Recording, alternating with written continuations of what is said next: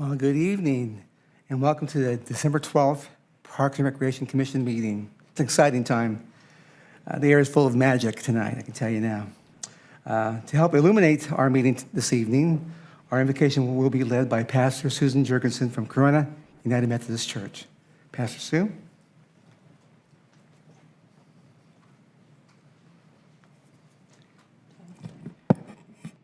Thank you. Will you bow your heads in prayer with me, please? God of light and life, we thank you for our leaders here and all gathered tonight to accomplish the business and planning for the present and the future of our beloved Corona. The families and all individuals who enjoy our parks and the recreation on a daily basis are a greatly important part of our community. The fun that people have, the exercise, the release of stress, the companionship at all of these sites and with all these programs are invaluable, Lord. We ask you to bless all of the planning and discussion that will happen here tonight. Gives wisdom to all in leadership, help them listen to each other and remember the needs of the public that's been raised to them between last meeting and tonight. Life is busy, Lord, especially this time of year, and so we ask you to provide extra energy and clarity to all involved. Thank you for this beautiful city. Thank you for the prosperity you provide. Let us work and serve to share your love and care to all people. We pray this in Jesus' name. Amen. Amen. Thank you, Pastor. At this time, with that being prayed upon, I'd like to call the meeting to order. And our Pledge of Allegiance tonight will be led by Eric Carnes and Scout Troop 34. Eric?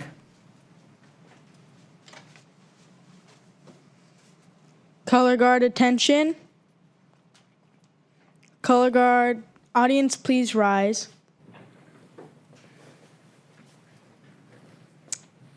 Color guard advance.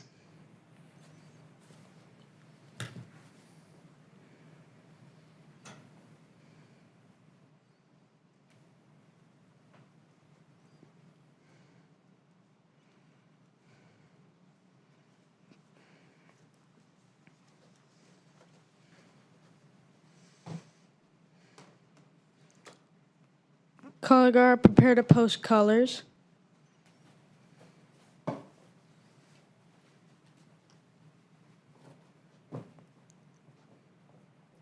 Post colors. Troop salute. Audience, will you please place your right hand over your heart and join me in the Pledge of Allegiance? Ready, begin.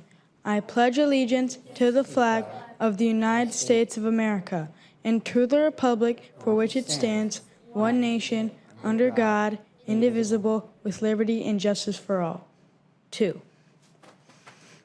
Color guard regroup. Color guard dismissed.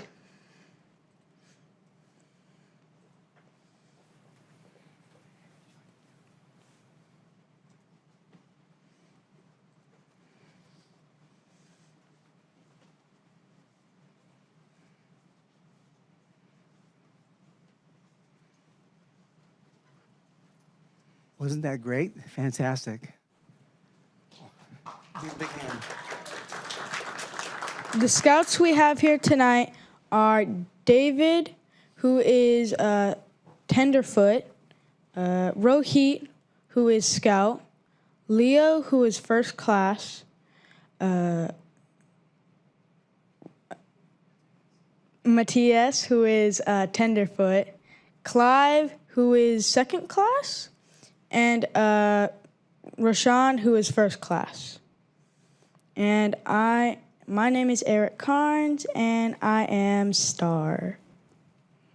Thank you, Eric. Would you please join me over here? And my council member colleagues? I want to introduce you to all the young men here tonight. This is Commissioner Wentworth.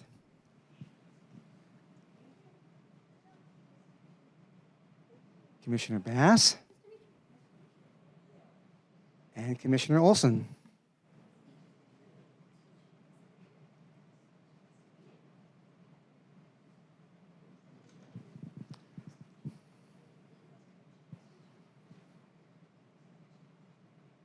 I want to say thank you to the city of Corona for allowing Troop 34 to be a part of the opening ceremony. This is my troop that I belong to. Been a part of it for the last 10 years, and Scoutmaster for 9 years prior to that. But it's an exciting time for scouting in the nation. So we're alive and well and doing better and better every day. So I want to thank Troop 34 for being here tonight and being a part of our program, okay? So thank you so much. Appreciate it. And before you sit down, I want to introduce Scoutmaster Aaron Halsey also. He just started here last month or so as Scoutmaster, and it's going to be a fun time. Aaron, you want to close with any words of wisdom? On the spot here. Mostly, I just want to thank all the kids in this wonderful program. They put in the work, they show up, and I am so proud of each and every one of them. They continue to impress me as they grow throughout the years, and I'm confident that they have wonderful lives ahead of them and that this is a great step in their journey. Thank you very much, Scouts.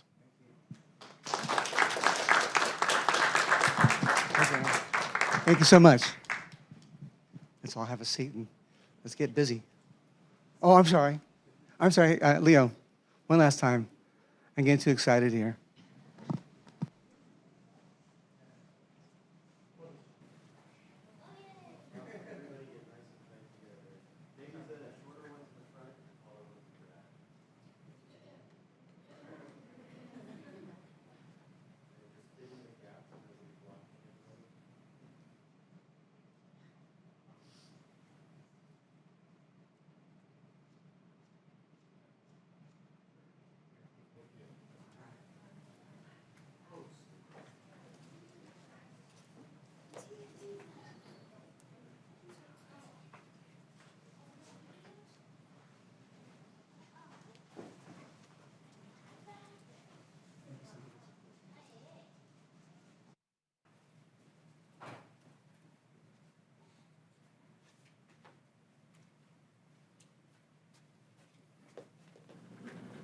All right.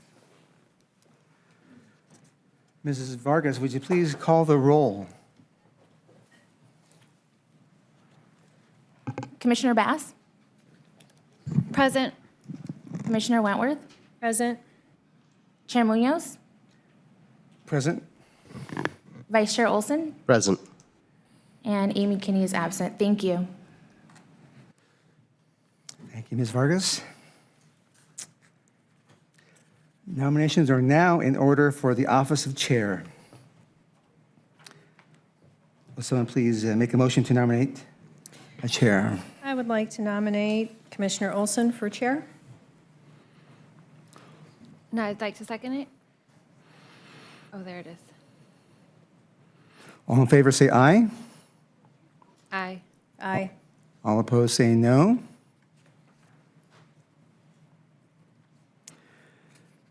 And second by Commissioner Bass.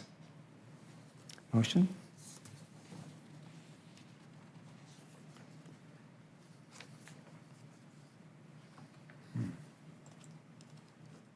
Where's that at? No. What do we? I'm sorry. Well, the record will reflect the Commissioner Wentworth as the chair for the, Yeah. Commissioner, Let's correct that. Commissioner Olson as the chair for the upcoming 2024 year, with the motion by Commissioner Bass and Commissioner Wentworth. The position will be effective January 1st, 2024. So let's say congratulations, Mr. Olson. Did you vote? I voted yes. Nominations are now in order for the office of vice chair. We have a. Yeah. I would like to motion to nominate Commissioner Bass as vice chair for the upcoming term. And I would like to second that motion. All in favor say aye. Aye. Aye. All opposed say no. The record will reflect Commissioner Bass as the vice chair for the upcoming year 2024 with the motion by Commissioner Olson and seconded by Commissioner Wentworth. The position will be effective January 1st, 2024. Yeah, big hand for her. Meeting minutes. I'm assuming we all had a chance to read the meeting minutes from last month. Do we have a motion? Looking for an approval of the Parks and Rec meeting minutes for November 14th. I will move to approve the meeting minutes. I will second. Let's take a vote, please.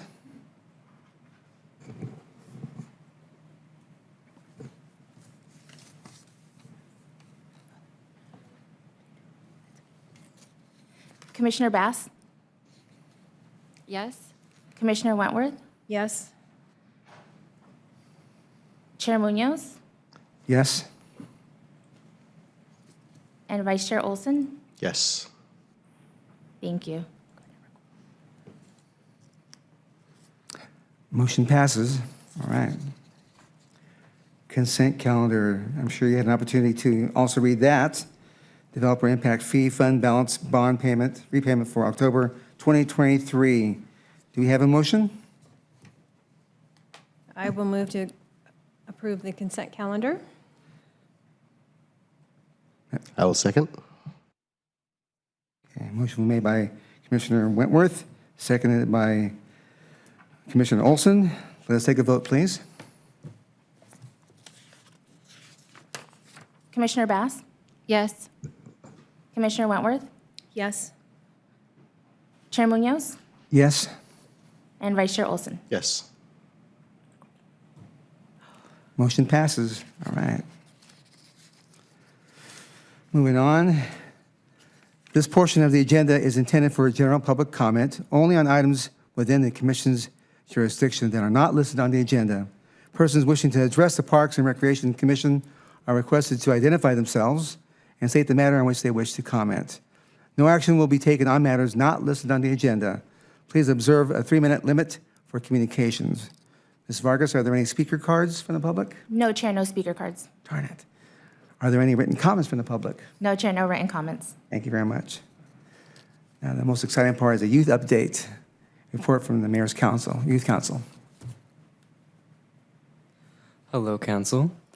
So just for the record, the Mayor's Youth Council offers students the opportunity to serve their community, gain a wealth of experience in local government, and add their voice to discussions that will shape the future of our city. So I just want to discuss the upcoming and past events. Today at our Mayor's Youth Council meeting, we discussed our event booth that we'll be having at the Corona Police Department's annual Kids and Cops event this coming Saturday, December 16th. This year it's located at the Corona City Hall South Lawn. And in our meeting, we decided to discuss how exactly when to operate our booth, who will be doing what actions at what time, and separate the shifts. Our next meeting is Tuesday, January 9th. And that's all I wanted to say. Thank you.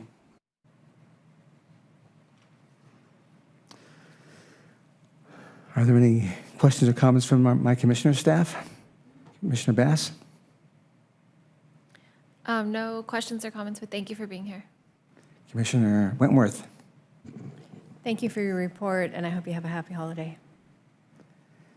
Commissioner Olson? Thank you very much for the update. And the event booth on the 16th, what happens at the event? So at the annual Kids and Cops event, or specifically our booth? The Kids and Cops event. So the Kids and Cops event, it's mostly to help, I'm trying to use the proper word, to help under the poverty line families and Corona, give them presents for the Christmas months. So while they're going through to gain presents, we have booths set up to help entertain the children. Those specificalized kids will be able to build Christmas cards, and specifically it will be snowman designs, and be able to write whatever they wish for to their parents or even to Santa Claus himself. Well, we had Santa Claus last weekend, and he's waiting for that moment. Well, I'll tell you, many years ago, I had an opportunity to work on the VIP program, which is volunteers in probation. And I was just married, and we didn't have a child yet. So a lot of the kids were there because they were never kept busy. And I see that you are staying busy and doing a wonderful job, fantastic to keep busy. And a lot of those young men and women that were there were in trouble because trouble found them, because they weren't being kept busy. So I'm delighted to see you here tonight talking about what you're doing with the Kids and Cops program and keep being positive. So thank you very much for tonight. Appreciate it. Thank you guys, and happy holidays to you all. Same to you. My favorite part of the moment will be hearing Ms. Finch talk about community services and their report. Thank you. Thank you, Commissioner Munoz. So with our year coming to an end, we've had a great 2023 filled with a lot of fantastic activities, programs. Our department has been very busy working to keep things moving and keeping our department progressing and moving forward. So for the month of December, we have some exciting updates and announcements that we'd like to share in terms of our recreation programming. We have our Recreation Services Manager, Jason Lass, who's going to be providing some updates on upcoming events and activities through the end of December and beginning of January. He's also going to be talking about our holiday facility hours, the new winter edition of our Corona Connection, which is coming out within the next week, I believe, as well as an update on our Performing Arts Center feasibility study. And then we'll be turning it over to our Facility Parks and Trails Division. Our manager, Moses Cortez, will be talking about some additional information on our field renovations, which are currently underway, as well as an update on our park CIP projects, winter storm preparations, and some exciting improvements that were recently underway over at the HCC Theater. So with that, I'll turn it over to Jason Lass to get us started with the presentation. And thank you, Ms. Finch, and good evening, commissioners.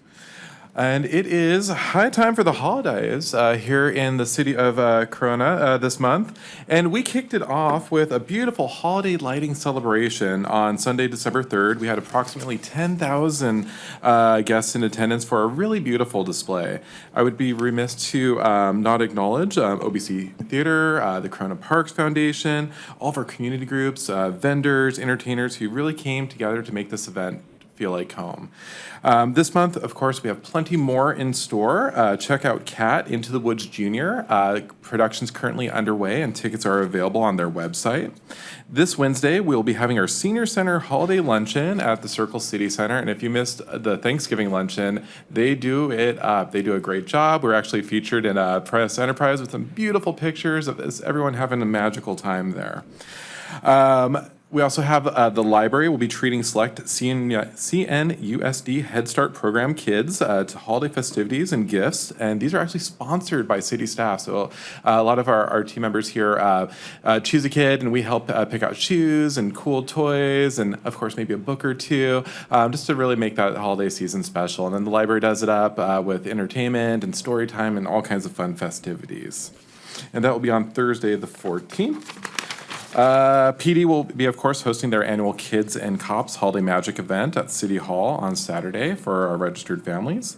Also this Saturday, the public is invited to join the Corona Historic Preservation Society for a walking tour of the Historic Civic Center at 10 a.m. And then on December 30th, city staff will be assisting the Santiago Sharks marching band with a street closure as they prepare to march in the nationally broadcasted Tournament of Rose Parade on New Year's Day. So be sure to look for Corona represented there. And then speaking of that Rose Parade, post-parade float viewing trip is actually going to be available through our senior center. Tickets are going to be going on sale next week. But on Tuesday, January 2nd, you can actually take a bus out and get up and close and personal and actually in some cases touch the floats and really see what they're all about. So that's going to be a real special outing for our senior center. And then last, to start your new year with a little magic, we invite you to meet Mr. Danny Magic at the Historic Civic Center on Thursday, January 4th for up-close stage magic. And tickets are on sale for that on our website. For the holidays, we do have a couple closures I just wanted to bring to your attention. On Monday, December 25th and January 1st, we'll be closed for Christmas Day and New Year's Day, respectively. The Circle City Center will have its annual closure. Will be closed Tuesday, December 26th through January 2nd, and then reopen on the 3rd. We still have all of our registration services as well as our phones available during those City Hall hours if you do need any assistance. And this year, instead of closing entirely, the Senior Center will be doing limited hours in support support of our new nutrition program. So Tuesday the 26th through Friday the 29th, patrons can show up between 11:30 and 1. Lunch is served at noon. So everyone still has a chance to kind of get together, make sure, you get a hot meal, but also, if you need that social outlet and want to catch up with your friends, we're still there for you.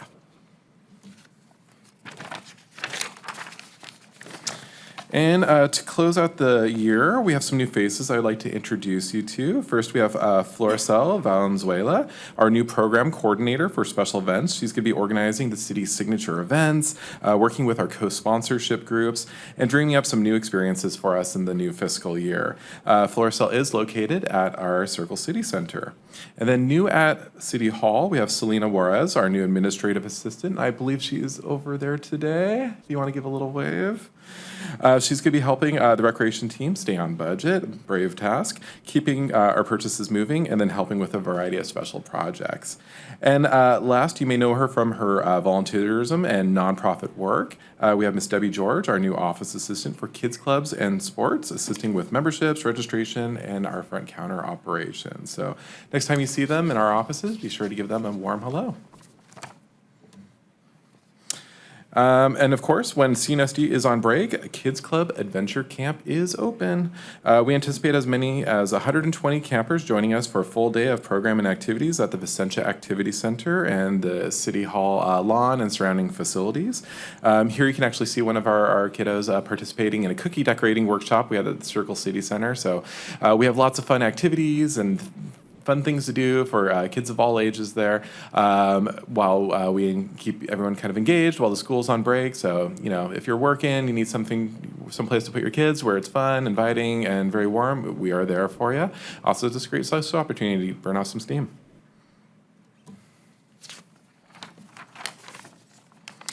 Arriving in homes next week, we have our Corona Connection for January through April. You can see Liz Salgado, one of our Corona Beautiful Community Cleanup volunteers, featured on the cover there. The Corona Connection is your source for all the great activities, programs, and services that the city has to offer. New for this edition, we're actually trying out a new Inner Circle news insert that focuses a little bit more on community life here, so be sure to check that out. Digital version will also be available online as well as through our social media channels, and that will actually be arriving probably later this week. Program registration opens on Monday, December 18th. Lots of good stuff happening. And then last, I just want to provide you a quick update on the Performing Arts Center feasibility study that went to council study session in November. The consultants from Steinberg Hart provided an enlightening update before the council with many of our arts community in attendance for a really engaging conversation. Ultimately, it was found that through market research that the economy and the community would support further investment into our performing arts. Council gave us the green light to pursue phase 2 of the project and begin looking at both the restoration of the historic Civic Center and initial site fits and specs for dedicated 1,500-seat Performing Arts Center to be located somewhere here in the community, ideally in downtown or in the Dos Lagos Entertainment District. Phase 2 research will take about 12 weeks. Final findings are expected to go before council in late spring. And then with that said, it is my pleasure to turn the presentation over to Mr. Cortez. Thank you, Mr. Lass, and good evening, Commission. I do have a few updates from the Facilities, Parks, and Trails Division. Let's see here. So I know I had brought field renovations to you guys last month, and I just wanted to provide an update. We are diligently chipping away at these. We have about a week and a half left. Some of our leagues were still had some tournaments to finish and some makeup games, so those fields are on the tail end of getting finished. But Santana, Mountain Gate, El Cerrito are completed. We also finished Promenade, and we're at Butterfield currently. And if you guys are out and about, you'll notice that Santana and Mountain Gate, the seed's been down for about 3.5 weeks or so, and it's starting to germinate. It looks really, really nice. So I'm pretty excited to see it take. We'll still have the fields closed through right around the middle of January to late January, depending on each individual league and their startup dates. But yeah, we'll be able to turn the fields over in some really good condition to our leagues, and hopefully have some nice fields for them to play on. So we're really excited about it. That grass stuff kind of gets me going. So I also want to talk about our upcoming CIP projects. So I just wanted to touch on a few of them. You'll start to notice some of these things taking place over the next several months. There will be some shade improvements at Cresta Verde Park, Lincoln, and Mountain Gate over the newly installed playgrounds. Also at Mountain Gate, that shade structure is also going to go over the baseball fields. So kind of in the bleacher areas, there will be some shade provided there as well. That'll be kind of the first implementation of some of our ball field shade improvements. Victoria, we are putting in the splash pad, so we are also diligently working at that. We were in the process of finishing up the construction documents that we can get that out to bid. And we anticipate having that out to bid hopefully right around February or so, and then be able to, I'm hoping, break ground if everything goes accordingly, sometime in spring to early summer. Griffin Park Phase 2, again, that's another project that we're working on right now. We have come up with some renderings of what that Phase 2 would look like, and those were based off the items that we were included in Phase 2, which include some walking trails, additional landscaping, trees, a nature-type play structure, and some additional lighting. So all those items are being put together right now, and we will get that out for its next phase in the design process and then out to construction after that. Sheridan Park is a little further down the road, and that is a grant-funded project after we finish Victoria, and that's going to include the playground. So the playground will actually get completely removed, and we'll install an inclusive playground as well as rubber surfacing, and that one will also include a shade structure over the playground. So that'll be a nice little project for that community there. And then lastly, these playgrounds are the next ones to be set to be completed. The playgrounds are actually in our possession in our corporation yard, and right now we're just bidding out the construction, so that'll be for Border and Fairview Park. I know we had brought that back to you guys several months ago to kind of pick out the design, so we do have the playgrounds, and now we're just working with Public Works on that project manager to get the construction bid out and completed, and we'll be breaking ground on those. The next thing we're doing is, as we're entering into our rainy season, we are prepping all of our areas, and that area right there might be look a little familiar to Commissioner Olson. That's up in his area. So that was that's when we experienced some pretty severe mudslides up there in the San Ramon, Green River area. So we are up there hitting all of our hot spots. In addition, we're hitting all of our landscape district areas, working with our internal staff and our contractors to go out and clear the drains, the V-ditches, all of our culverts, and make sure that we have everything in place for when those rains do come.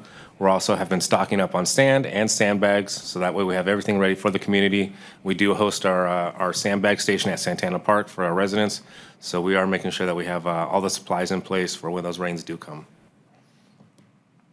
And last but not least, we wanted to share some theater improvements that we just recently completed over the Thanksgiving break.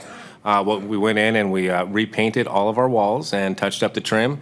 In addition, we also replaced some lighting in there, and we removed the carpet and put in some fresh carpet, and we sanded down the stage and resurfaced it. So we were able to get in there, and it was nice to be able to work with Mr. Last to coordinate that shutdown in there and make sure that our staff had adequate time to get the work done. So we were able to turn it over for a holiday season to the user groups, and it was a nice project to get completed during that Thanksgiving break. And with that, I will turn it over to Ms. Finch to go over some upcoming agenda items. Thank you, Mr. Cortez. So just to provide an update on some of the items that we have coming both before the commission as well as the city council over the next few months. Tonight we are going to be providing the final presentation on our Park and Recreation Master Plan, and we plan on taking that to city council for their review at study session on January 17th, and hopefully back to council for final approval at the February 7th meeting. So we're excited to get the Park and Rec Master Plan wrapped up and underway and over to City Council for approval. Next, we have our Trails Master Plan. We had a great special meeting with the commission at the end of November to dig into the details of the plan and get some feedback. Staff now is in the process of incorporating that feedback into a revised draft of the plan that we will be bringing back to the commission at their January meeting. So just stay tuned. You'll be seeing that shortly. And then from there, we plan on taking the updated Trails Master Plan over to City Council for review at their February study session, and then for final approval back to the council in March. And then lastly, as you know, we awarded the design contract for City Park to Rios last month, and we are now underway with the initial stages of the design process. We will be reaching out to the commissioners over the next several weeks, as well as the City Council, to start the stakeholder interview process, and we hope to have that underway in January.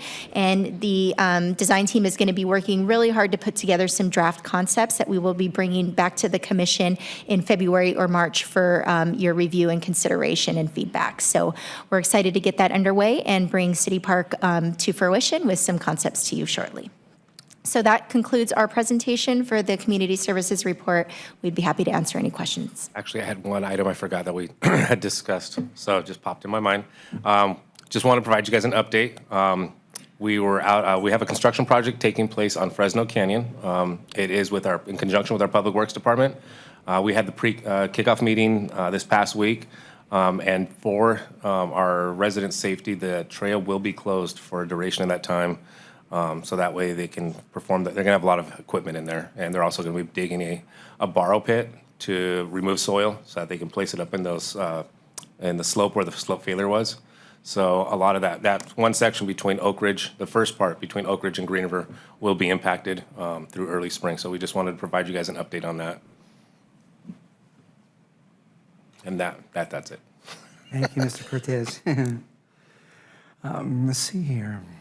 Ms. Vargas, are there any speaker cards from the public? No, Chair, no speaker cards. Are there any written comments from the public? No, Chair, no written comments. Now it's my honor to ask Commissioner Bass if she has any comments or questions. Thank you for all the great holiday recreation programs we have coming up. That looks really exciting. Can't wait to see Santiago Marching Band in the Rose Parade. Welcome to our new team members. I think I saw Debbie today. Is that right? Yeah. Now I wish I would have known. I would have given her a warmer welcome. And thank you to the Facilities, Parks, and Trails Department for getting ready and being proactive and putting all those things in place for the upcoming weather that we're anticipating. So thank you. Thank you, Ms. Bass. Commissioner Wentworth. Thank you. Well, Mr. Cortez, you answered my first question when you updated us on Fresno. That was the top of the list. I just want to say that I attended the holiday lighting, and it was fantastic. And Chair Munoz and I kind of hustled people through the Santa booth for pictures for the Parks Foundation. I was curious, though, Mr. Cortez, who puts the lights on the big tree? And who has the aggravation of taking them off? So it's our staff that puts them up, and then we remove them. So the building is done by contractor, and then the tree is done by in-house. All right, well, tell them great job, and I commend them because I can't stand putting lights on and off the tree. It's like one of those things where let's just throw it all away and buy new lights next year. So that's how I would run the tree at City Hall. I'd be like, forget this mess. So you guys did a great job. The tree looked great. I'm excited to see it as it's transplanted into the park. Let's see.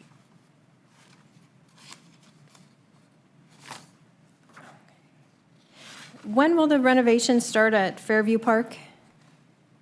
Do you have a? For the playground? Yeah. It's out to bid right now, so I would hope by spring we should be. Maybe by spring? Yeah. Okay. All right. Okay. No, I don't have any more questions, but thank you for your report. Thank you. Vice Chair Olson.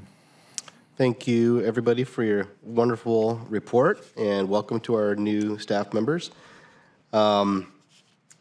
Really heartbroken I missed the holiday lighting this year again. Just a conflict in calendars that I couldn't avoid. But next year's my year. I had a question about the Santiago parade rehearsal. Where is that exactly? Yeah, it's actually going to be a closure on Palisades off of Green River there. So we do a full closure to give them ample space to practice getting their awesome moves down and ample rehearsal time so they feel confident going into the big day. That's awesome.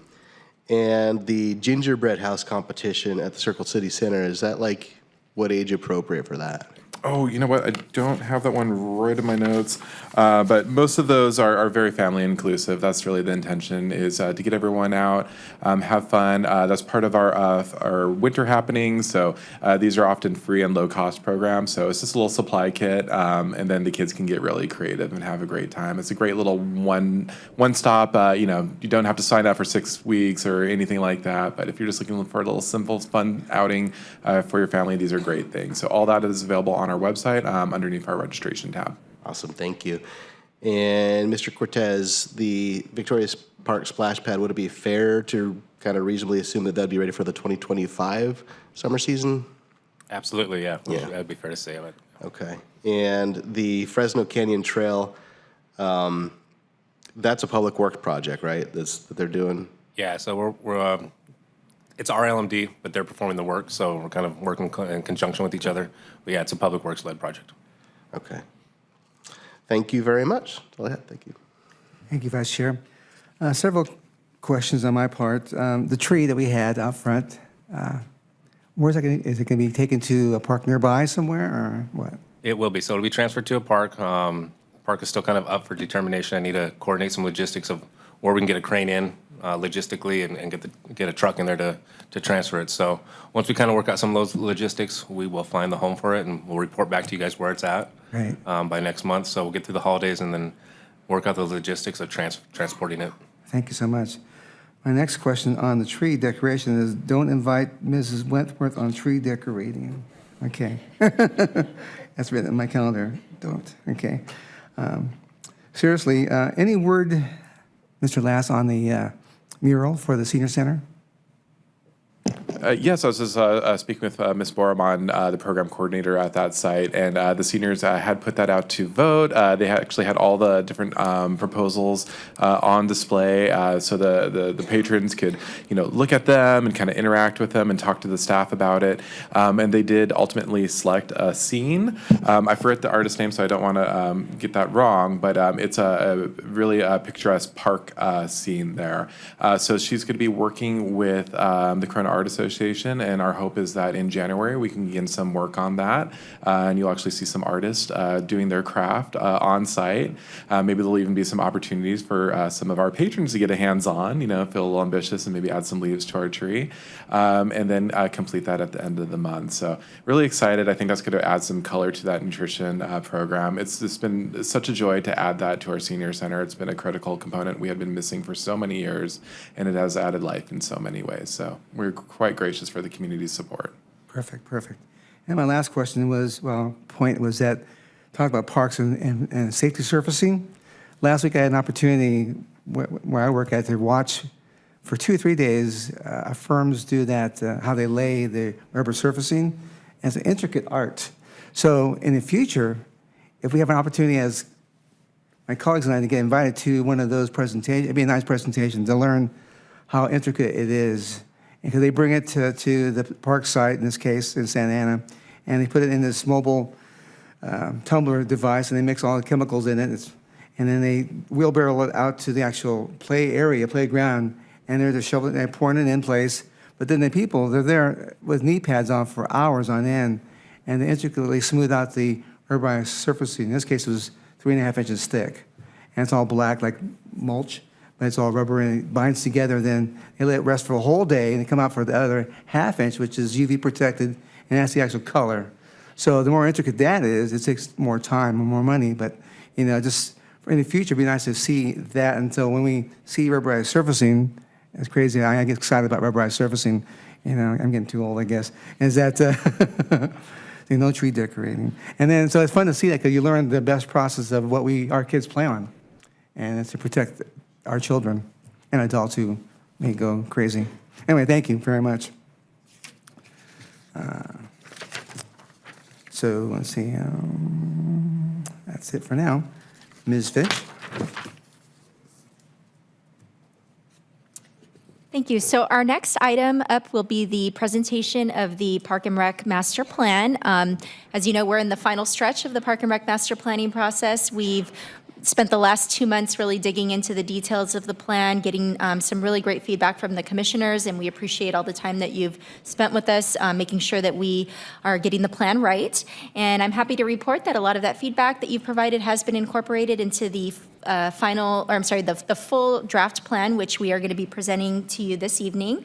We have Genevieve Charo with us again from MIG, who will be going over the different chapters of the plan, as well as the implementation plan, which staff has worked very closely with MIG on over the last several weeks to incorporate the schedule of how we plan to phase these park improvements in over the next 10-year period. And the draft implementation plan is based off of the criteria that the commission helped us craft at the November meeting. So I want to thank you for the time that you've spent to give us your feedback on that criteria. That was very helpful for us to be able to take that system and put it into an actual ranking system where we were able to identify which projects we want to tackle in the first phase, in the midterm phase, and in the final phase.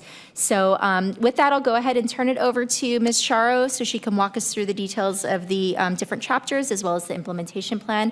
And then after that, we'll turn it back over to the commission for some additional discussion and feedback. And we'll be asking for a recommendation from the commission to send it over to the council for final approval. So I'll go ahead and turn it over to Ms. Charo to get us started. Thank you, Ms. Finch, and good evening, Chair and Vice Chair and members of the Commission. And thanks for having me back tonight. It's an exciting night. We're making our way through the process, and I'm happy to be here. As Ms. Finch said, tonight we'd like your feedback on the draft Parks and Recreation Master Plan. I'll go through each of the chapters and the appendices, many of which you've already seen because we've been working through this process over the last couple of months. A lot of these sections, especially through the appendices and some of the heart of the document, you have already seen. But we'll also spend a little bit more time on some of the new material, Chapter 5, our implementation plan. And at the end of the meeting, we'd like to discuss that recommendation to move forward with the Parks and Recreation Master Plan. So it's this is a little bit of a graphic of the puzzle all coming together, and it's been a really helpful process for me, and I hope for you too, to work together over the last couple of months to really get this draft to gel. And I hope it resonates with you, and that we were very cognizant of all of the input that we received from you over the last couple of months especially, but also from the beginning of the project, and also what we heard from the community. And that was our first kind of lens that we were using, is to make sure that we are including a plan here that reflects what we heard from the community, what we heard from the commission, and also reflects best practices and practicality moving forward.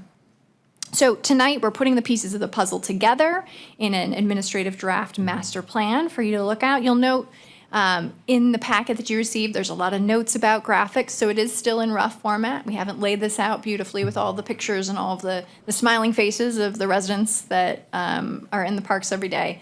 So that will come after we have confirmed our content here tonight. So the document has 5 primary chapters. The intro really just sets the stage. Chapter 2 provides a kind of local demographic overview and summarizes the community engagement input that we've received. Chapter 3 summarizes the park and recreation needs. Chapter 4 lays out the goals and recommendations, and you've seen this chapter already, reviewed this in detail. Chapter 5 sets the path forward, so that realistic implementation plan and key next steps. And then finally, we have multiple appendices, again, most of which you've already reviewed. So Chapter 1, it's really setting the stage for the Parks and Recreation Master Plan. The purpose, the process that we went through to get to the master plan itself, and some relevant planning documents are referenced here that either informed the master plan or kind of run parallel to it and are important reference material. And then just kind of laying out the document organization. Chapter 2 is a new chapter that you haven't seen yet, but much of the content should look pretty familiar. We reviewed a summary of the community engagement that we received, except for the latest programs, recreation programs, some survey and those pieces. Those parts are new. But the other community engagement input we reviewed with you back in May, so much of that should look pretty familiar. Some of the key findings from the recent recreation programs survey were that the community, as we know, loves the special events that the city puts on, and is interested in as many special events as they can get, and volunteer opportunities, sports, and dance. We also heard from the community a desire for where they saw some gaps in programming. They were really interested in more cooking, arts and crafts, and outdoor-based activities. So I think the new trails led hikes are, I think, going to be really well responded to throughout the community. Chapter 2 as a whole provides a look at the demographics of the community, so we're setting the stage, and then really tries to pull out from the community engagement the key themes and the key priorities that were heard. And the intent here is to really reflect that we the diverse opinions and the diverse stakeholders who weighed in on the process throughout the program. Chapter 3, this is the chapter that really focuses on what are the Parks and Recreation needs. And it starts out providing a snapshot of the city, including the current inventory of parks, the facilities, and the programs, and then digs into what are those key needs. This is another new chapter that you haven't seen specifically, but a summary of this content was shared with you back at that May meeting. So a lot of that should look familiar, some of the mapping and access discussion, as well as the level of service discussion, which we discussed in our October meeting with our recommendations. So this chapter includes both analysis and some key takeaways that need to be addressed, including deferred maintenance, some of the underserved areas of the community, level of service with regard to different recreational facilities. We went through a lot of that in detail with you back in October. And some recreation program needs, including a report out of what we learned in that recent survey, interviews with partners, some key trends, and some key facility visits and our insights from there. I also wanted to note a few changes or a few key notes that we drew out from our conversations over the last couple of months with the Parks and Rec Commission that are reflected here in Chapter 3. We heard from you a need to highlight the needs of some of the gap age groups that are currently not being addressed in the community, and so we wanted to reflect that here as well. We also had discussed with the Parks and Rec Commission the HOA parks that exist in the community, and so making sure that we also have a reference there in the document that there are these other HOA parks that might exist in other areas of the community, and that is added here as well. And then just to ensure that we are making clear the existing condition of deferred maintenance and making sure that that is an important need that is addressed. And so those that feedback you'll see reflected in Chapter 3. Chapter 4, this chapter you have reviewed in detail in the past, and this includes the unifying vision for Parks and Recreation in Corona and identifies the system-wide and site-specific goals and recommendations. The Parks Commission previously reviewed this in detail. There are a few changes that we made to the draft after that meeting, including we removed the site-specific recommendations because that was duplicative. We had them in 2 places, and we didn't want them in 2 places because that's just more pages. So we removed those. We added some discussion about options for rec and tournament and league play when we're adding sports courts. We had this discussion last time about how do we balance some of the competing goals that we've put in place, including spreading facilities throughout the community, but also recognizing when there are economies of scale and when it makes sense to add, a couple of courts here to allow for league or tournament play to allow for that to happen. So that, that change was incorporated there as well. We also revised to make sure that we were being cognizant not just about playground shade, but also the shade around the playground for caregivers. And so that language is added in the recommendations. And we've added a couple of changes to it's recommendation E6 in there. And also we have a new recommendation E7, which is about existing facilities based on our facility tour and some key strategic efforts towards making sure that we're being most efficient with our facilities. And also we also have some changes to address those needs we identified in Chapter 3 for teens and older adults. So Chapter 5, this is a new chapter. Building from our last meeting and the input we've received from the Commission, this is a new chapter for your review. A clear investment plan is really the critical piece that will take this document from visionary to practical, and identifying a realistic approach for achieving goals and recommendations is really this the benefit of this critical juncture here. So in this chapter, we summarize what the total costs of recommendations are and outline some priorities through that 10-year action plan with implementation strategies. So I'm going to walk through this chapter a little bit more because it is new content that has not been reviewed in the past. This chapter includes some planning level cost estimates, and these are really high level planning level cost estimates. We can't stress that enough. It's not, we haven't gone out to bid on anything. These are ballparking the numbers, but it does help the city to plan forward about kind of gross itemization for costs. The vast majority of recommendations will occur from this graph here in existing park sites. Within the estimated existing parks cost is the estimated cost of redoing City Park, as well as all of the site-specific recommendations that we've discussed in the past. Of note, this doesn't include any costs pertaining to Skyline.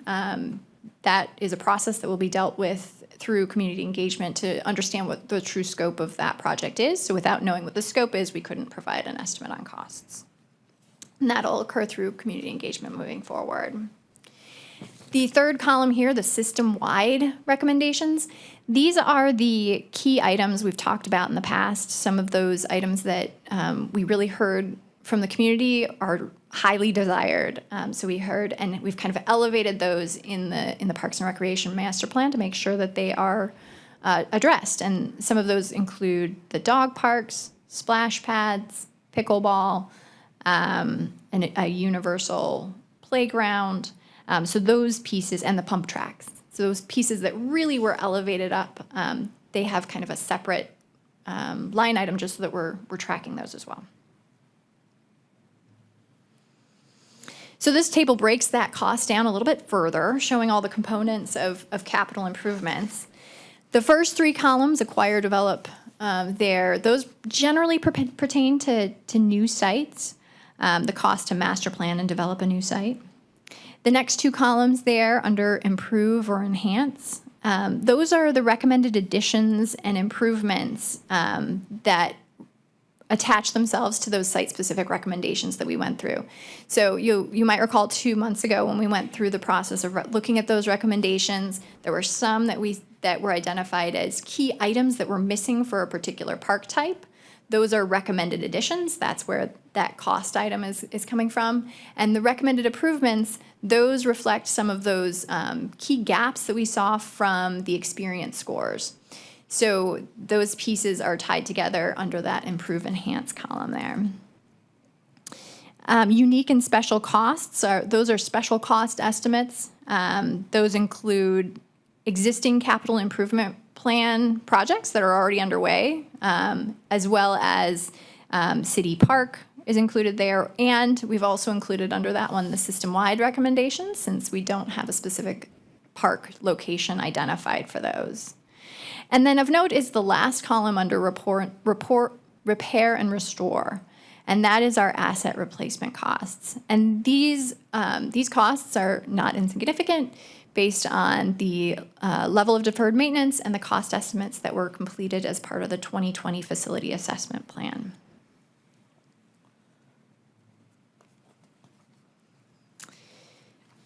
So the chapter also includes a gross estimate of maintenance cost on a per acre basis. And parks with a higher level of use and visibility, those are generally the citywide and community parks in our kind of tiering of park systems.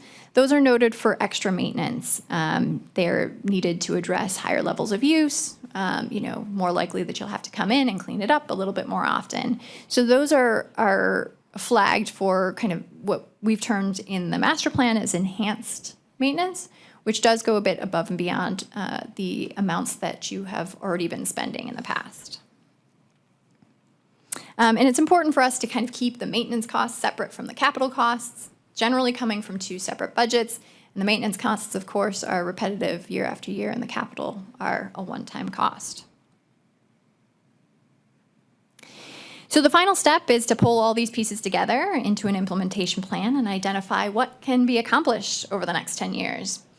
And as we reviewed last month with the commission, that includes it started with review and analysis in step 1, working with the Parks and Rec Commission in phase 2, and finally approval from the City Council in phase 3 of the plan itself. So it is important for us to recognize that, and I think I went over this last time as well, there are more needs than available funding, and this happens every time. There's just never a system with enough funds to actually pay for everything we want to do. It's normal, but in order for us to not have a pie-in-the-sky plan, we do want to bring this back to reality. We identify everything that we want to do and bring it back to reality with the critical efforts that we want to move forward first and what can be accomplished in the next 10 years. So to that end, Chapter 5 includes a project prioritization tool to help the city make really transparent and consistent decisions. This tool is really useful not only for this process now of identifying projects that will move forward in the 10-year action plan, but also moving forward as projects come, as residents come forward to you as commissioners and to the city requesting specific improvements. This process can help make a clear and transparent process to make decisions moving forward. Not necessarily the squeaky wheel, but really thinking methodically and using a criteria to make decisions moving forward. And to do that, the two-step process is really to think, how well does this align with the Parks and Recreation Master Plan goals and objectives? We heard really clearly from the community what those are, so those are laid out in the plan. And then let's bring some reality into the system as well. What are the key measures that need to be considered to make sure that we can make it happen? So the first step is to see how well does a project align with the 8 Parks and Recreation Master Plan goals. Is it creating a high-quality park? Does it maintain consistency throughout the city? Does it provide accessibility, improved health and wellness, environmental? Does it bring in community partnerships? Are we incorporating the community culture here? And are we being financially sustainable moving forward? The second step is to pull those realities into the equation, including availability of funding, level of service. So on a specific facility, are we already close to that level of service? Do we need to be doing that kind of an improvement if we're already at what we've said we would achieve for the community? Does it elevate park equity throughout the community and bring us closer to the consistency targets that we've set? Does it have a large community impact, or is it only going to help a few people? How much are we going to need to spend on ongoing maintenance? Being realistic about moving the project forward. Is it a city priority that the City Council has made clear is a priority that needs to be implemented? And then finally, this was added in reaction to our meeting last month. Does it upgrade an existing park? We heard clearly from the commission that existing parks that have received deferred maintenance should be elevated in the priority ranking, and so that is included here.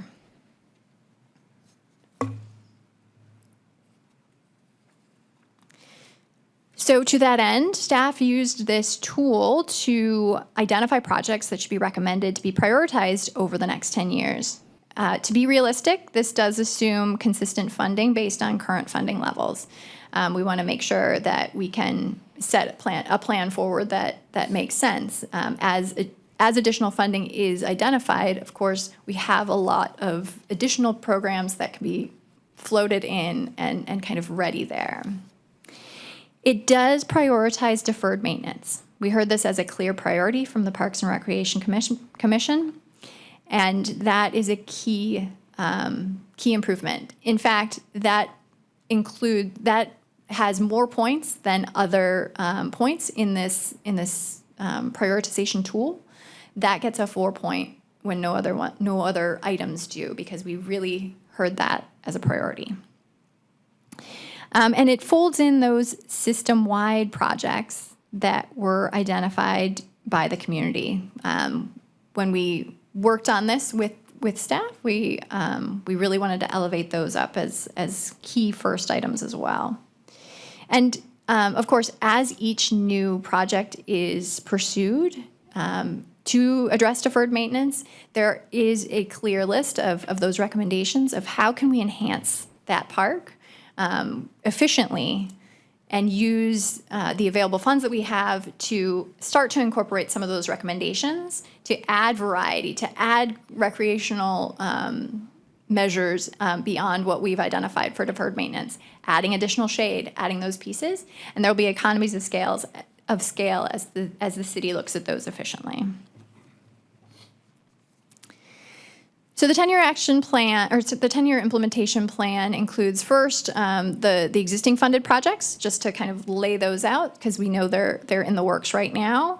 Some of those include ADA improvements citywide, significant shade improvements through both the shade structures that Mr. Cortez mentioned, happening over both ball fields and playgrounds, as well as the urban forest management plan and the tree planting that has been significant over the last year. Also included here is City Park Master Plan and Design, the first phase there, the Victoria Park splash pad, improvements at Griffin Park, Auburndale Park, and Mountain Gate Park, some of which were also mentioned tonight. Then looking towards the next projects. So the short-term plan of what to happen in the next 3 years, years 1 through 3 of the plan. Again, continuing some of the ADA improvements that are kind of on a schedule to be completed, and those system-wide shade improvements. We heard very clearly from the community that shade was a key critical component, and so moving those forward in the first phase of the plan was identified as a community priority. Moving forward, also a pickleball facility, which we also heard it was a key need throughout the community through the engagement process. Working forward on City Park, and addressing deferred maintenance and improvements at a variety of parks in the community. And these were identified as parks that had experienced significant deferred maintenance and also lower level of experience scores in the process of evaluation. In the midterm, we're going to keep moving forward with that shade. That is going to be a consistent theme. Also, looking at implementing one of those other key initiatives, which is a universal, fully accessible playground. Looking here, too, to start to integrate some of those other system-wide improvements we heard from the community, including a bike pump track and a dog park and more splash pad. We want to have it, the splash pads, make sure that we're spreading these throughout the community. And so looking to achieve that in the midterm of the plan, along with deferred maintenance and improvements at a significant variety of parks here listed here as well.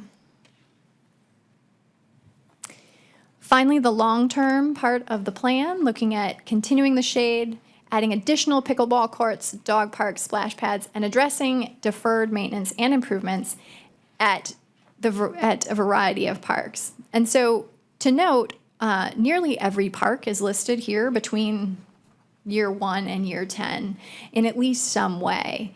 Some maybe in a greater way than others to address significant deferred maintenance. Parks that are not included are really brand new or have recently undergone improvements or are included in basically the current capital improvement project list.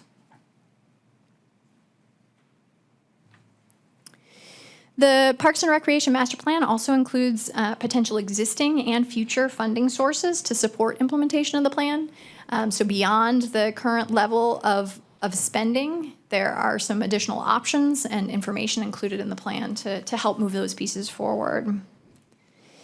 And the chapter ends with kind of 4 critical next steps, one of which is to consider potential funding strategies and start implementing that financial sustainability strategy, which we discussed I think it was last meeting. And the city is also undergoing an asset management plan, and so that'll be a critical piece of moving forward with that as well, understanding moving forward existing and future assets as they're put in place, their life cycle, and setting the stage for success long term. And then the city can move forward with finalizing the scope of projects, conducting planning for larger projects, and heading towards construction.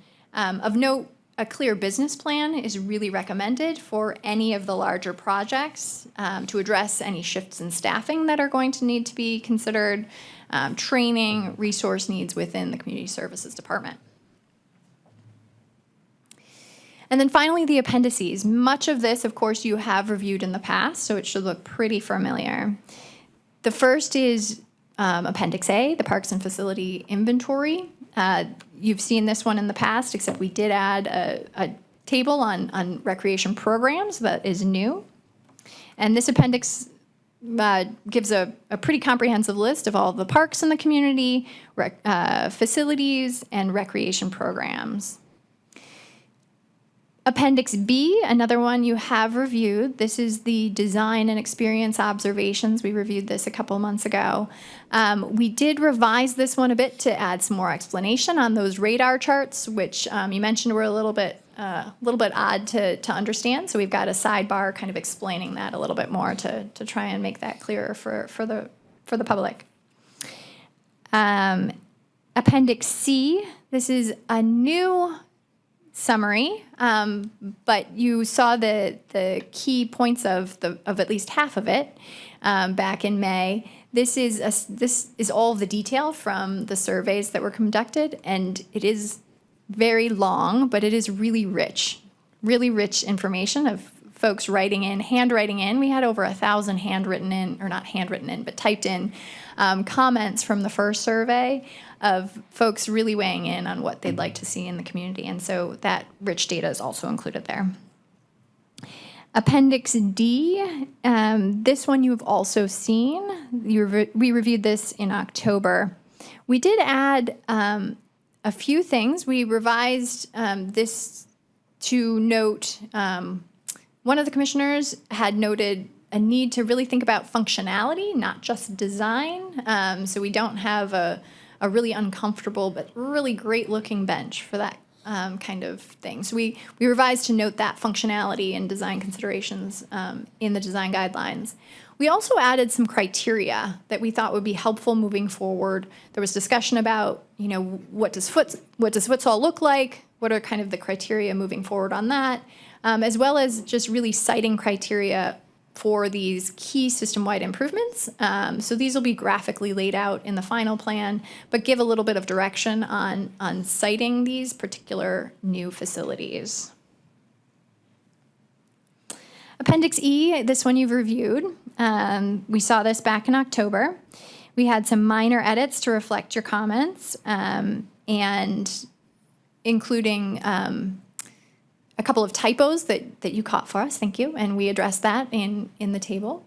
And we addressed those recommendations after discussion around pickleball, and so that change is also included.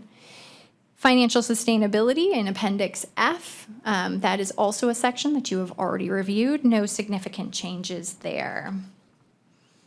Appendix G, that's a new appendix for you. This appendix includes an evaluation of the city's recreation and programs and activities. looking for where are those gaps and in service and where are the opportunities to better utilize existing facilities and enhance service provision of programs in Corona. And that information was folded into those recommendations that we added into Chapter 4. And then finally, Appendix H. This is the cost estimates. This includes some of the kind of back of house information about how those system-wide planning level costs came to be. So that includes some of our assumptions around what the cost estimates are and explains how both capital and maintenance costs were estimated. So finally, I am, again, very happy to be here tonight to discuss your feedback on the draft plan, the 10-year implementation plan, and discuss steps moving forward. Thank you. Thank you, Ms. Sherrill. Excellent presentation. At this time, I'd like to ask Ms. Vargas if there are any speaker cards from the public. No, Chair, no speaker cards. Any written comments from the public? No written comments. Commissioner Bass, do you have any comments or questions?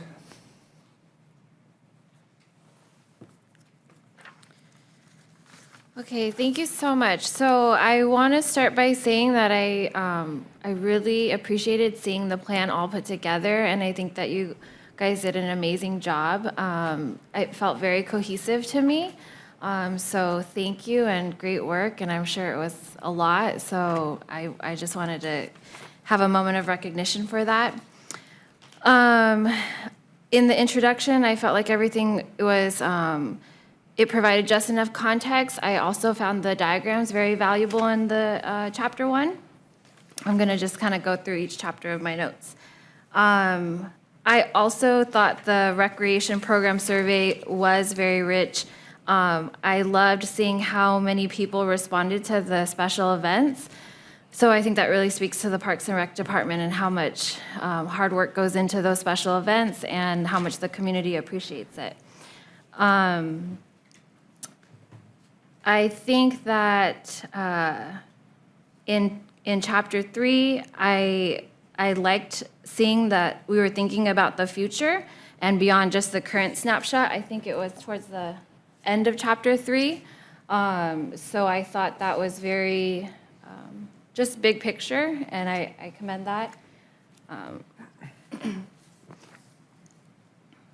I did have a question for where you highlighted the needs of teens and older adults. Could you point that out to me for Chapter 3?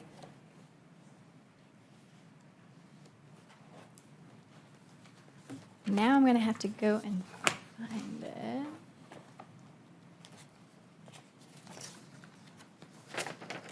And I also believe was it's under looking for the demographics. HOA reference as well. For the HOA reference, I know we added it to clarify that there are 107, I believe, HOAs in the community, which include about 30 acres of privately managed parkland. And so to find the specific thing, I need a Control F, and I don't have a Control F right now. I'm sorry. And Commissioner Bass, we can do a search for those specific items and follow up with you, if that's okay, after the meeting on the pages where that's located? Yeah. And was the teens and older adults, was that in the community section about recreation programming? Is that where it got added? I believe so. Okay, yeah, we can look at it. Okay, Just couldn't find it. I apologize, I don't have that on hand. And then Chapter 4, let me see.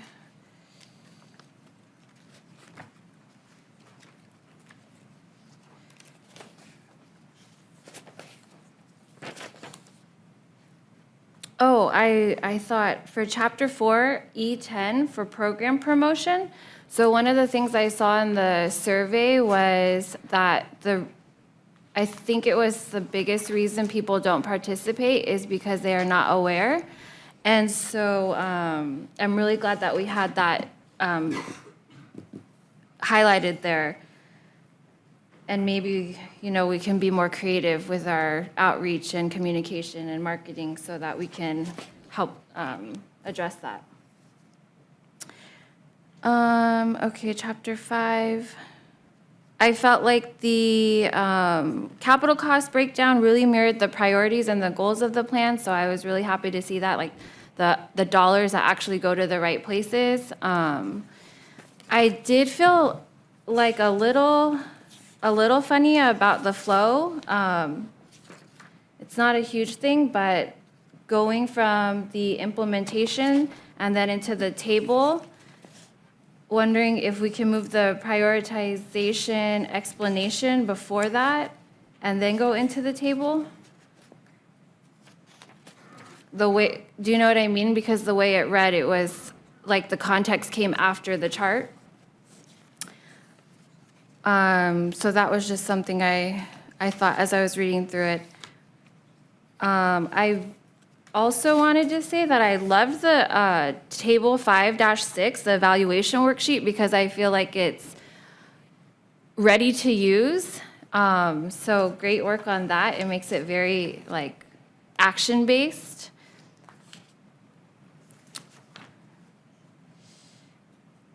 And I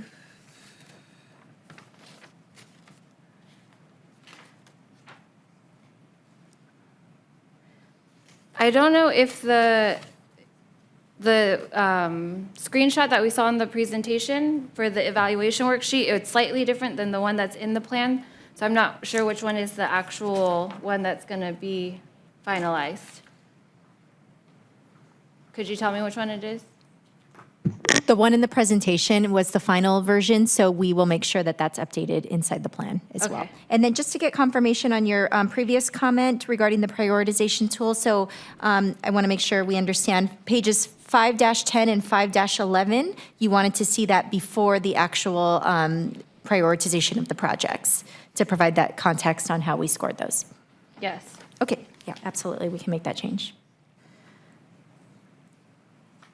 And then a question I had, so based on your experience, when funds become less available, how do park and rec departments respond?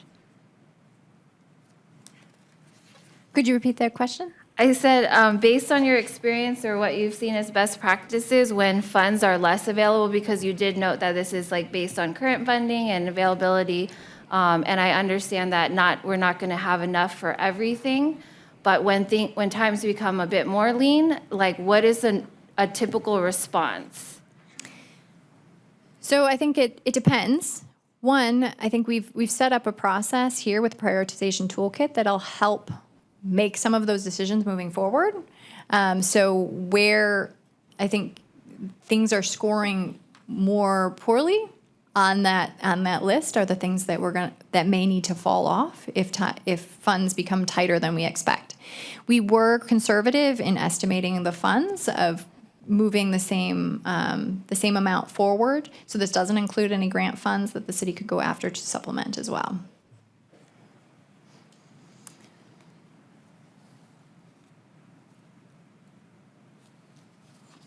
Okay.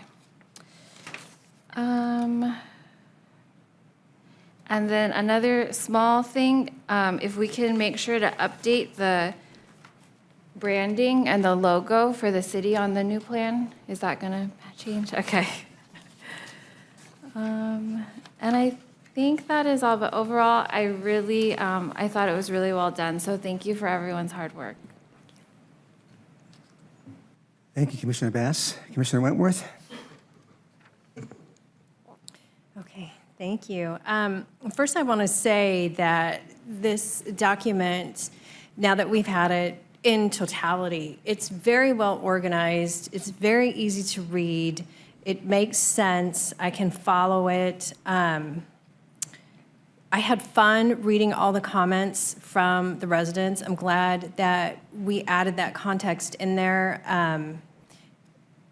Will that be available online? Like if people are looking at this plan, or when they look online, will they only see the first 5 chapters? The final plan will incorporate the first 5 chapters as well as all of the appendices. So we will have everything that you see before you tonight will be put together in the final package. Okay, so when residents, so I guess this gets to my question, it's not really for the consultant, but when the residents want to access this plan, you know, on the website, most cities will have an easy tab to find their park master plan, their trail master plan, and so forth. And they generally bring you to the simplified, what would be here, the 1 through 5 chapters. And then it's not as evident how to find the appendices. So my question would be for staff as to how we list that out and make that available for the residents so that that is up there. That would be maybe more of a comment, I guess, in organizing the website and the accessibility of this document. It's so great that I think I wouldn't want the city to kind of be like, here's the plan, chapters 1 through 5, when the appendices really do add the texture that it needs to understand 1 through 5. Although that almost seems like optional reading and it's very in-depth, I want to make sure that we reflect that it's available on our web format that makes sense. And I have seen that in other cities where you can get more in-depth, but I notice some cities actually don't. And I know there's more to it, but they're only going to give you that really great glossy 25 pages. You know, that's all you're going to get online. So anyway, I guess that's not really a question as much of a comment. So, but I really enjoyed reading all the comments. It really shows you where the community is at, where they're thinking.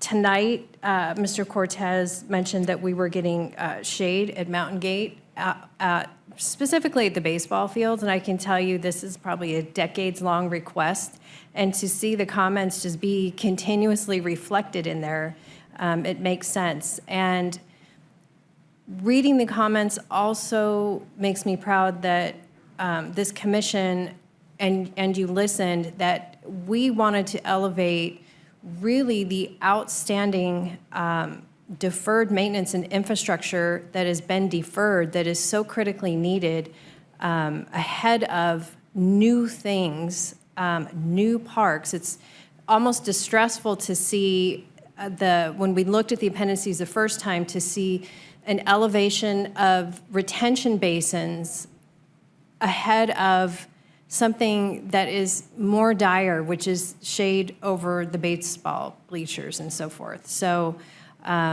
it came across that way the first time, and I am so pleased that reading this now, it doesn't come across that way now, and that our concern was taken into consideration.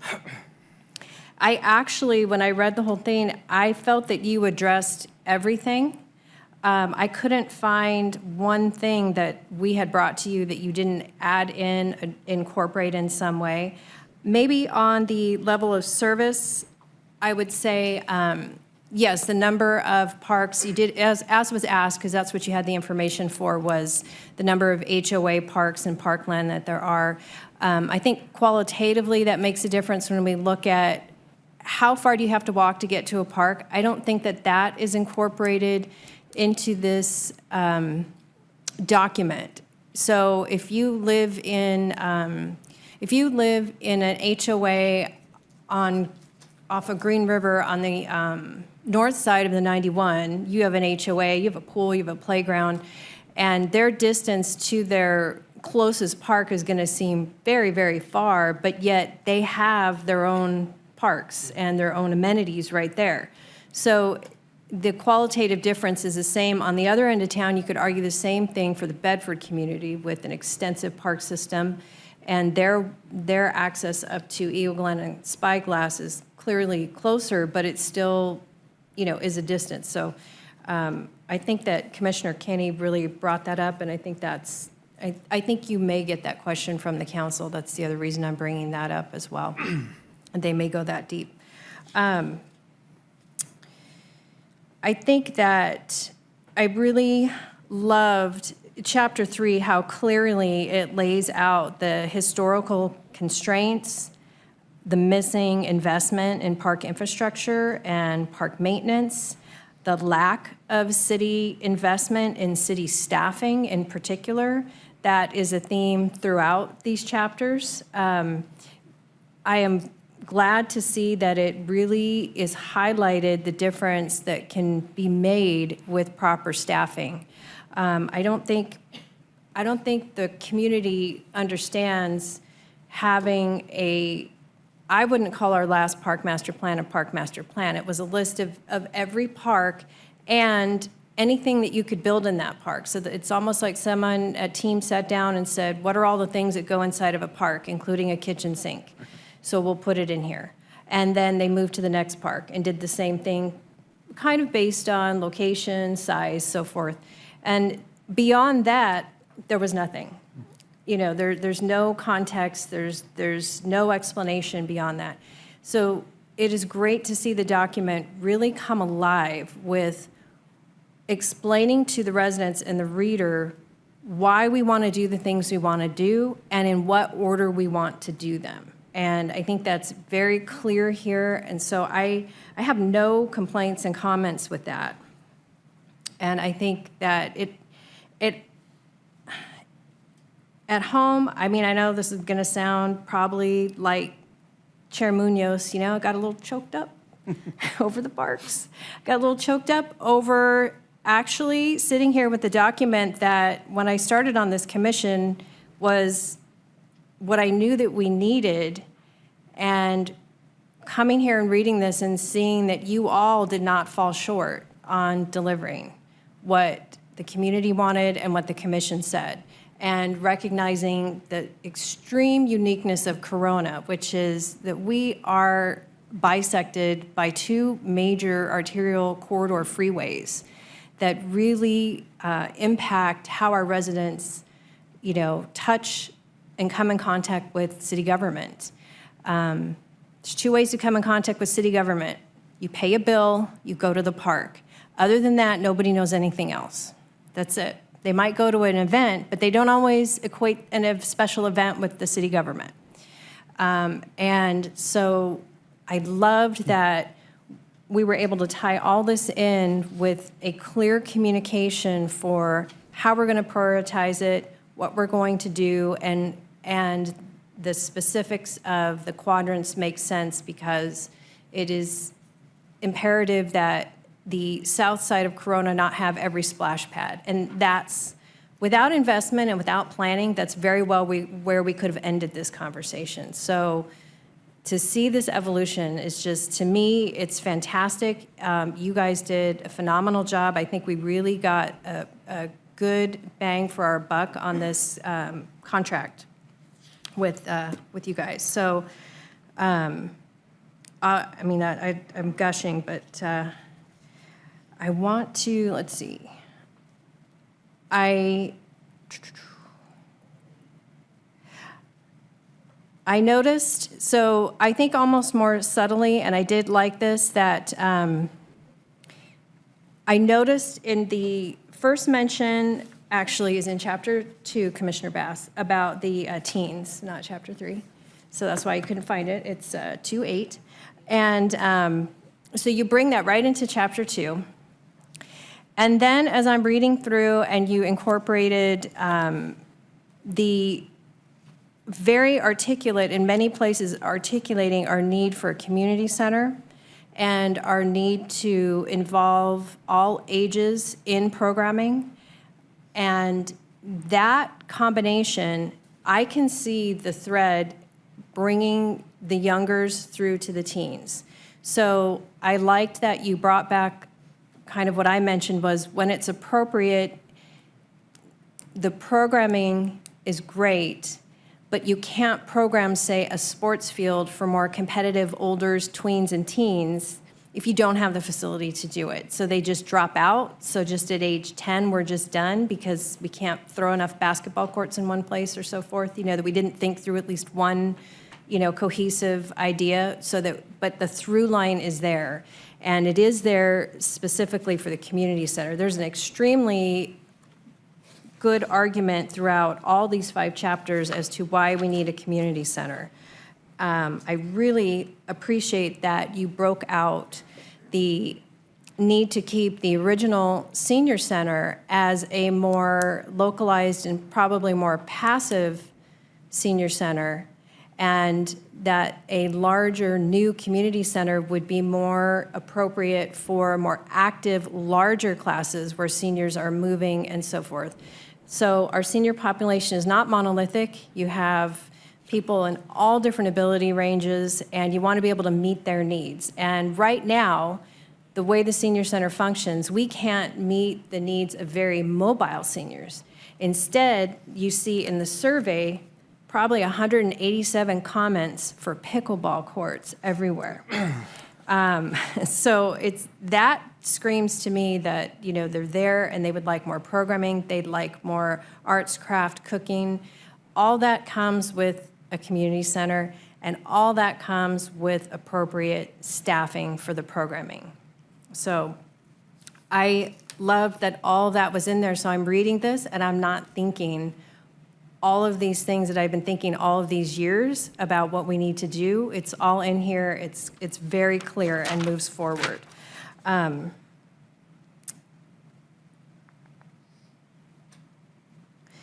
The only thing I do want to say before I move on to like my last little comments was, I know that we moved and at the commission kind of pushed this, that, you know, that we really need to examine what parks are left behind, which ones need the most infrastructure, reinvestment, maintenance, and so forth, and putting that ahead of things.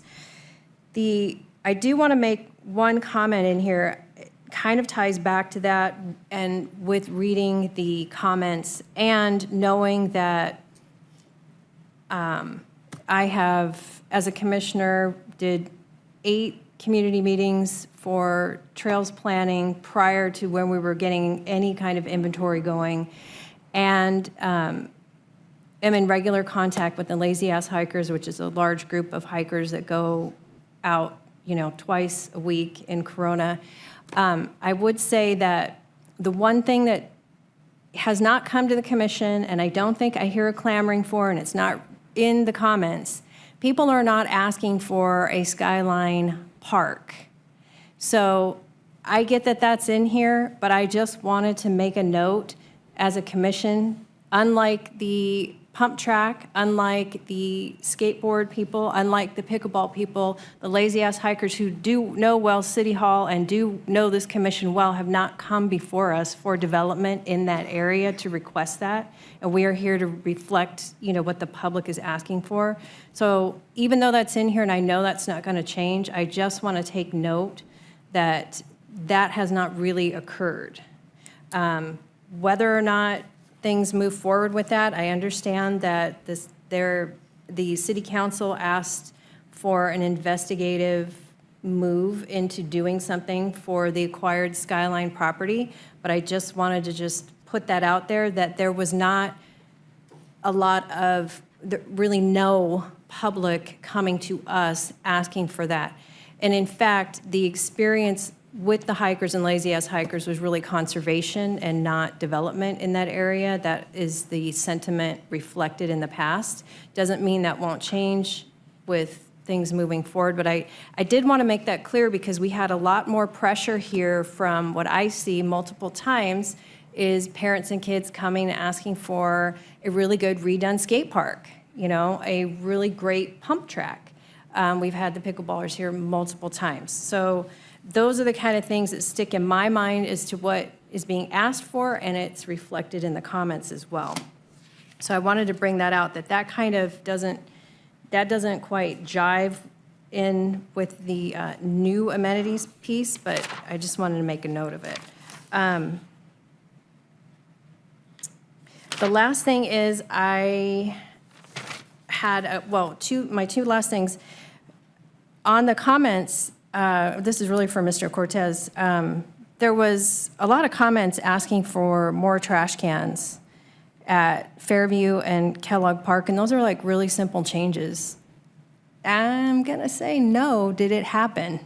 At Kellogg, I would say no, we didn't add the trash cans, did we? I know we added a few of the metal ones, but as we're doing the facilities needs assessment, we have those phases, and when we order the equipment, we can put some in there. That's an easy one. Okay. Kellogg Park, well, you know. Yeah. I mean, it's a favorite lunch spot. It fills up quick. So, okay. And last, typos. Appendix C. These are the comments, page 9, page 10, page 15. Some of the comments have wingdings in them instead of letters. You probably know that. And then the only other one is Appendix G, page 31, is missing a word. And I believe the word you're looking for is more. What page are you on? Page 31. And we are in the middle of the paragraph. It is the sentence, however, it also clearly shows a strong market for traditional organized sports and activities such as ping pong than for swimming. Thank you. Okay, that was Correct only, that. yeah. I don't know, maybe more, I know you're trying to make a comparison there, Yep. but the. Nope, that's perfect. It Thank got you missed. I think that's it. Again, thank you for your hard work, and I am very pleased. I don't have any other questions. I will turn over to Commissioner Munoz. Thank you, Ms. Wentworth. Well, I can say that I wholeheartedly agree with the comments so far about the quality of this plan. When I was reading through it, it read like a story. It was almost enjoyable to read. The government document, which was very strange, jarring to me. But it's so interesting that Commissioner Wentworth's notes match mine almost line for line. Love Appendix C. It really brings the receipts, so to speak, and lends credibility to the site-specific needs. I think that's awesome, and they're fun to read. Really terrific job in capturing all the feedback, the community feedback, the commission feedback, staff feedback, and incorporating it point for point into the plan. Really, really impressed with that. And overall, very impressed with the fact that it's not just an aspirational roadmap of things that we could possibly maybe do at some point in the future with manna from heaven, but it's a process to get there. It's like an instructable, it's a user guide manual for how to run a park system. It's really, really, really good. I'm proud to have been a small part of it. I'm proud to have been on this commission and going through this process. I'm proud of staff for all the hard work they put into it. I'm proud of MIG for the work that you've done and put into it. I think it's great. I think I do understand the Skyline math piece of it, that it helps achieve a level of service in that quadrant 4, which is a little underserved right now. So I understand it from that perspective, but kind of only that perspective. It's kind of a real quick way to add a bunch of acres to quadrant 4. I get that. But overall, terrific document. Thanks. Thank you, Vice Chair. One last thing to add to staff to the paperwork is that I concur with all my colleagues. They've spoken quite eloquently about different points of view. I had 2 pages of typed information and comments, but I won't read all of that. I'd put you to sleep. But a couple of key things was that, like Vice Chair, I found the document to be well organized and very easy to review. I started reading this thing about 3 o'clock in the morning, a couple cups of coffee on Monday. So it was pretty, it woke me up. So it's good. Skip across to, I received a National Park Foundation mailer in the mail a couple days ago, and I felt it apropos to talk to you about this and share it with you because it read different words. I modified the words to be more what we're talking about tonight. But the mailer addressed people in the community being stewards of our parks, and we're just the start of that process. And as it pertains to this master plan, I felt that the reader was being cultivated as the next generation of park stewards, and that's what we're doing tonight, and council next month. With a minor tweak in several sentences that they had in that foundation report, the report states that the involving residents in caring for our parks will help ensure a better future for our parks. And that's so perfect. And then I refer to page 517, that really kind of stresses that, being stewards of our park sites. Except for some minor items that Wentworth talked about a few minutes ago, I thought it was still pretty clear and concise, and the chapter breakdown was excellent. So when a person reads this documentation from the chapter's introductions, it showcases the purpose of the document, planning process, the precedence planning documents, and how it's organized and laid out. I mean, it was pretty clear for me to read that at 3 o'clock in the morning. So that was pretty nice. And then lastly, I'll skip a I'll give this to you if you want it. Yeah. I think we hit a home run. I think Mig, we talked about that months and months and months ago when Mig came up to be approved for this contract. And I vocalized, yes, I've done work with, I went to your workshop years and years ago when I was like 5 years old. But it was a great presentation, and Mig has just gotten better over the years. So it started from being good to great, so that's pretty good. And so with that being said, I think we will be taking a vote to recommend approval of the Parks and Recreation Master Plan to City Council. So do we have a motion? I would like to motion that we recommend approval to the City Council. Do we have a second? I would love to second. Fantastic. So motion was made by Commissioner Wentworth and seconded by Vice Chair Olson. Let us take a vote.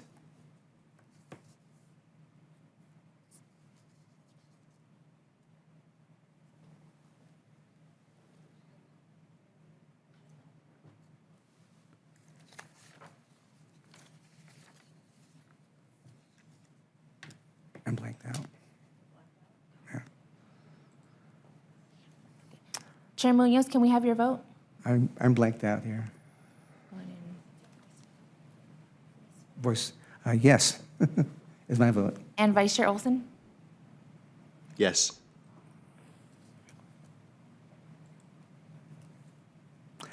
Motion passes. Fantastic. So moving on with that, exciting evening.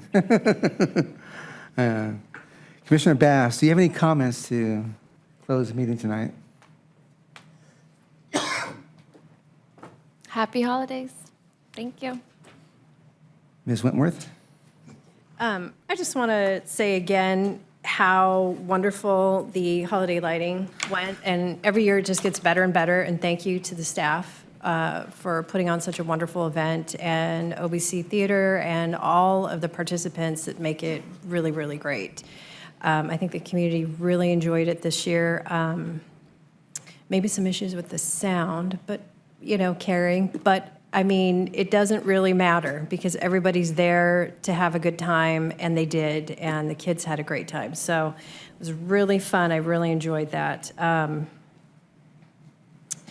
And I'm looking forward to going tomorrow to the Senior Center for the meal. I am so ecstatic that you guys have opened up the Nutrition Center for the day after Christmas. That's huge, and I know that it will be well attended. So thank you, Mr. Lass, because I know that's a project from your heart, so I appreciate that. And I just want to wish everyone a happy holiday season and a Merry Christmas. Thank you, Ms. Wentworth. Vice Chair.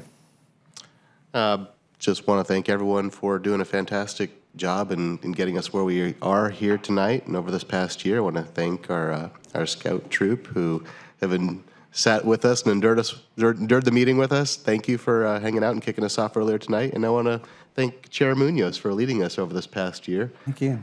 Thank you very much. Thank you. Yes, thank you. Not to be overlooked. Job Good well year. done. Good year. Yes. And thank you very much. So to close my points of view is that you stole my hurrahs for the holiday lighting. That was fantastic. I volunteer already for next year, so count me in for that. And then it's amazing, real quickly, the Santa Clauses that we have each time are perfect. I was at it must have been Saturday, this last Saturday, and Tom Rich's daughter was there, and then Santa Claus was there also. And, I still believe in my heart and soul that Santa Claus is alive and well and doing well from the North Pole. And so, and to see her eyes light up, mimicked what the kids were doing here at ours. Same Santa Claus. There's only one Santa Claus. So just the spirit's alive in that person. And so to see their lives light up, this is amazing because it really just rejuvenates the spirit. And as an adult, you want this. The next day is even better just because of that one child. So with that being said, happy holidays to all, and I'd like to close the meeting tonight at 7:46. Blessings to all. Thank you.